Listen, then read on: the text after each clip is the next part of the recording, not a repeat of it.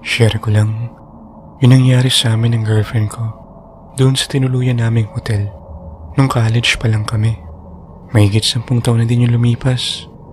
At hindi na din kami ngayon. Kaya itago na lang natin siya sa alias na Lori. Sinama kami ng parents ko noon nung umuwi sila ng probinsya. Gusto daw asikasuhin ni Papa yung lupang pinamana sa kanya. Balak na daw itong pagandahin at gawing bahay bakasyon na namin. Doon sana kami tutuloy sa lumang bahay nila. Pero nataong inaayos ito dahil binagyo. Sa hotel na lang kami tumuloy nun at dahil legal na naman kami sa parents ko at sa parents ni Lori, ay kinuha din kami ng sariling kwarto ni Papa. Mga 6 o 7 pinto siguro yung agwat ng kwarto nila Papa mula sa kwarto namin ni Lori.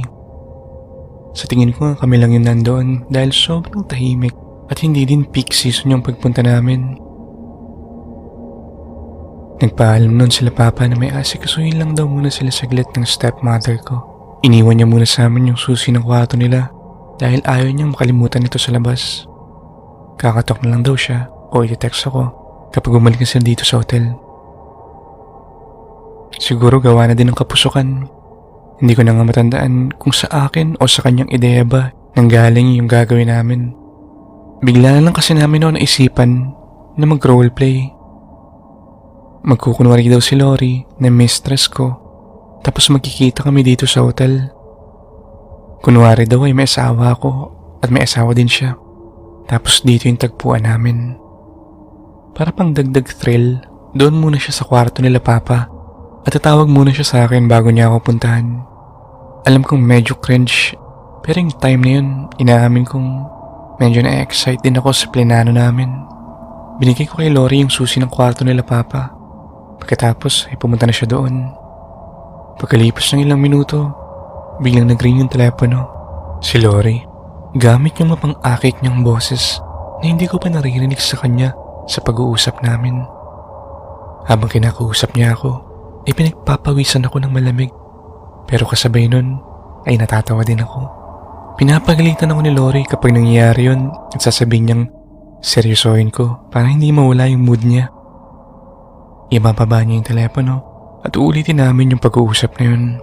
Tatanungin niya ulit ako sa kanyang mapang-akit na boses kung nandito na ba ako sa tagpuan namin, kung anong suot ko, nahanda ko na ba yung wine, anong gusto kong suotin niya pagdating. Hinihintay niya lang daw umalis yung mister niya bago siya pumunta dito.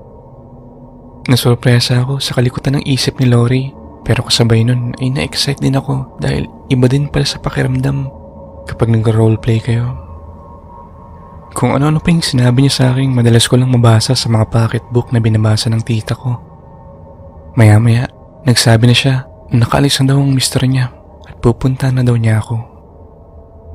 Wala pang 1 minuto ay may kumatok na sa pinto. Naalala kong pawis na pawis akong tumayo nun at sinilip ko siya sa may peephole. Nagulat ako dahil basang-basa yung buhok ni Lori. Nakamakeup pa ito ng sobrang kapal at hindi ko na siya makilala. Pati yung pulang pangtulog ng stepmother ko ay suot-suot din niya. Pinihit ko yung doorknob at binuksan ko yung pinto. Yung sa may bandang noo pa lang yung nakikita ko kay Lori dahil hindi ko pa ito masyadong nabubuksan nang biglang tumunog yung telepono. Nagmadali akong tumakbo doon at iniwan kong nakatiwangwang yung pintuan. Inisip kong baka sila Papa na ito at lagot ako kapag nakita niya yung pinanggagawa namin. Pero hindi si Papa yung nagsalita sa kabilang linya. Si Lori. Anong magiging pangalan ko bago ako pumunta dyan? Tanong niya. Yung naramdaman ko nun ay katulad yung naramdaman ko nung buntik na akong malunod. Gusto kong buksan yung bibig para makahinga at makasigaw, pero natatakot akong mas lalo akong kakapusin ng hininga pag ginawa ko yun. Dahan-dahan kong nilingon yung pintong iniwan kong nakatiwangwang. Huy! Andyan ka pa? Malakas na tanong ni Lori sa may telepono.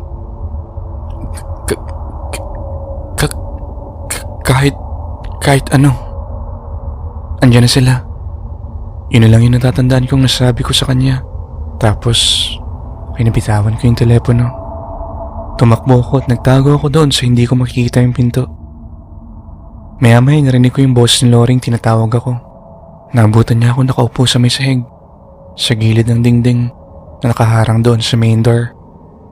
Uy, andito na sila tito? Pumunta dito? Tanong niya na sobrang naguguluhan. Nung naimasmasan na ako, nilakasan ko yung loob ko at tumingin ako sa peephole at doon ko lang napansin na yung sumilip ako kanina ay pulado yung lens na parang kinulayan ng pulang tinta. Kaya malabo at hindi ko masyadong namukhaan yung nandoon. Pero may kutob akong hindi ito kabilang sa atin. Hindi ko na kunento kay Lori ito. Sinabi ko na lang na tumawag sila papa at on the way na daw sila.